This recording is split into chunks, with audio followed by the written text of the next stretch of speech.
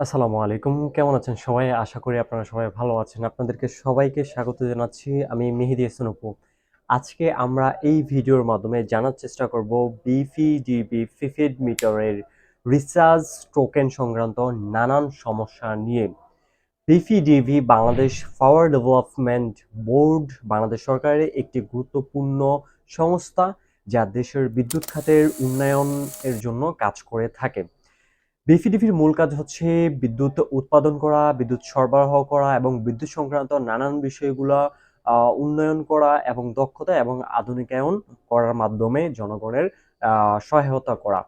So BPDB বা PDB দুটো একই জিনিস, যেটা কিনা বাংলাদেশ পাওয়ার ডেভেলপমেন্ট বোর্ড বা পাওয়ার ডেভেলপমেন্ট বোর্ড নামে পরিচিত। আজকে জানবো ঘরে বসে এই মিটার রিচার্জ করা এবং টোকেন সংক্রান্ত নানান বিষয়গুলো আমরা এই ভিডিওর মাধ্যমে ডিসক্রাইব করব। আমরা সকলেই অবগত রয়েছি বিপিডিপির যে প্রিপেড মিটারে বা কার্ড মিটারে রিচার্জ করার জন্য মোবাইল ফাইন্যান্সিয়াল সার্ভিস বা এমএফএস এর মাধ্যমে খুব সহজেই আমরা এখন রিচার্জ করতে পারি। আমাদের এখন আর বিভিন্ন ব্যাংকে গিয়ে অপেক্ষা করতে হয় না রিচার্জের জন্য। সো সম্প্রতি যে বিষয়টা আমরা দেখতে পাচ্ছি যে রিসার্চ করতে গেলেও আমরা সকলেই জানি যে কিভাবে বিপিডিবিতে রিসার্চ করা হয় কয়েকটি মাধ্যমে। তার মধ্যে উল্লেখযোগ্য হলো বিকাশ, নগদ, রকেট, উপায়, ট্যাপ, দেন জিপে বা রবি ক্যাশ, টেলিটক, এইগুলোর মাধ্যমে আমরা খুব সহজে রিসার্চ করতে পারি। কিন্তু সম্প্রতি যে বিষয়টা দেখা যায় বা আজকে আমি যে বিষয়টা নিয়ে কথা বলবো সেটা সবচেয়ে বেশি গুরুত্বপূর্ণ বিষয়টা হলো আমরা দেখা যায় যে রিসার্চ করি, বাট আমাদের রিসার্চ করার পরে যে টোকেন নাম্বারটি আসে 20 ডিজিটের, সেই টোকেন নাম্বারটি আমরা সংগ্রহ করতে পারি না। কয়েকটা কারণে সংগ্রহ করতে পারি না। আমাদের যে মোবাইল ফাইন্যান্সিয়াল সার্ভিস বা এমএসপিএস থেকে আমরা রিসার্চ করার পরে আমাদের টাকা ঠিকই কেটে নিয়ে যায়, কিন্তু আমাদের টোকেন নাম্বারটা আসে না। টোকেন নাম্বার না আসার কয়েকটা কারণ রয়েছে। তার মধ্যে হতে পারে সার্ভারের সমস্যা, বা হতে পারে আমার যে মোবাইলের স্টোরেজ রয়েছে, মেসেজ স্টোরেজ ফুল হয়ে গেছে, মেসেজ আসতে পারে না, বা আরো কিছু সমস্যা হতে পারে। এখন আমরা এই ভিডিওর মাধ্যমে যেটা মূলত জানবো সেটা হলো কিভাবে আমরা টোকেন নাম্বারটা সংগ্রহ করতে পারি। আপনার টাকা কেটে নিয়ে গেছে, আপনি এখন কিভাবে টোকেন নাম্বারটা সংগ্রহ করবেন। রিসার্চ করার বিষয়টা আমরা সবাই জানি, তো আজকে আর সেটা নিয়ে আলোচনা করব না। যদি আপনার জানার প্রয়োজন হলে তাহলে কমেন্টে জানাবেন, তাহলে আমি সেটা নিয়ে একটা ভিডিও হয়তো বা তৈরি করব। যত উপায় আছে সবগুলো ডিসক্রাইব করব আপনাদের সাথে। এরপর যে একটু জেনে নেই যে কিভাবে আমরা টোকেন নাম্বারটি সংগ্রহ করতে পারি। সো বিপিডিপির যে টোকেন নাম্বারটি রয়েছে সেটি আমি আজকে 3টা ওয়ে দেখাবো আপনাদেরকে কিভাবে আমরা খুব সহজে সংগ্রহ করতে পারি। তো তার মধ্যে উল্লেখযোগ্য প্রথম যে উপায়টি রয়েছে টোকেন নাম্বার সংগ্রহ করা, সেটা হলো আপনি জাস্ট 16200, এটি হলো বা পাওয়ার ডেভেলপমেন্ট বোর্ড বা বিপিডিপির যে হটলাইন নাম্বার রয়েছে সেটি, এবং সেটির মাধ্যমে আপনি খুব সহজেই সংগ্রহ করতে পারেন। কল দিয়ে আপনি খুব সহজে আপনার মিটার নাম্বার বলে মিটারের যে টোকেন নাম্বারটি রয়েছে সেটি সংগ্রহ করতে পারেন।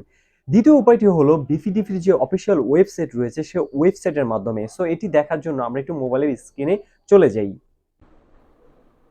ওয়েলকাম, শুরুতে আমরা সার্চ করব বিপিডিবি। দেন করার পর যে কোনো একটা ব্রাউজারে গিয়ে সার্চ করবেন আপনি। করার পর এখানে বাংলাদেশ বিদ্যুৎ উন্নয়ন বোর্ডের যে অফিসিয়াল ওয়েবসাইটটি রয়েছে সেখানে আসবো। দেন এখান থেকে আসার পর আমরা স্ক্রল করে একটু নিচ দিকে আসবো। দেন এইখানে লেখা আছে ফ্রি পেমেন্ট মিটারিং সিস্টেম, এটাতে আমরা ক্লিক করব।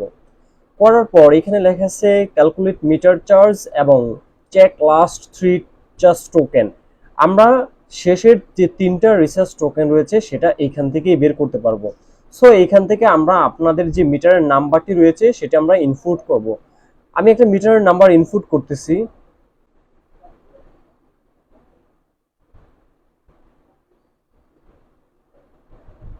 মনে রাখতে হবে আপনার মিটার নাম্বারটি হবে 11 ডিজিটের, থাকলে আপনি জাস্ট সামনে একটা শূন্য যোগ করবেন, করে এটিকে 12 ডিজিট করে নেবেন। দেন এখান থেকে আই এম নট রোবটে আমরা ক্লিক করব। করার পর জাস্ট একটু ভেরিফাই করে নিতে হবে, জাস্ট ভেরিফাই রোবট কিনা এটা ভেরিফাই করে নিতে হবে। দেন করার পরে আমরা জাস্ট ওকেতে ক্লিক করব। দেন এখান থেকে আমরা সাবমিট অপশনে ক্লিক করব। করার পর আমরা জাস্ট পেয়ে যাব আমাদের সর্বশেষ 3টা টোকেন। আপনারা একটু স্ক্রল করে নিচে আসলেই ঠিক এই জায়গাতে আপনার sequence number, meter token number, in details আপনারা সবকিছু পেয়ে যাবেন। ঠিক আছে? সো এই ছিল আমাদের ওয়েবসাইট থেকে টোকেন নাম্বার সংগ্রহ করার পদ্ধতি।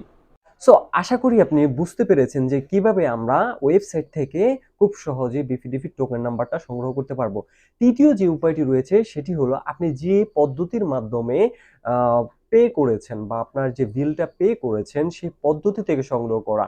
ধরুন আপনি বিকাশ থেকে যদি পে করে থাকেন তাহলে বিকাশ অ্যাপে যাবেন, দেন পে বিল অপশনে যাবেন, দেন টোকেন নাম্বার এবং রিসিট যে অপশনটি রয়েছে সেখানে যাবেন, দেন টোকেন নাম্বার অপশনটিতে যাবেন। টোকেন নাম্বার অপশন থেকে আপনি আপনার মিটারের নাম্বারটা দিয়ে সার্চ অপশনে ক্লিক করলে পেয়ে যাবেন।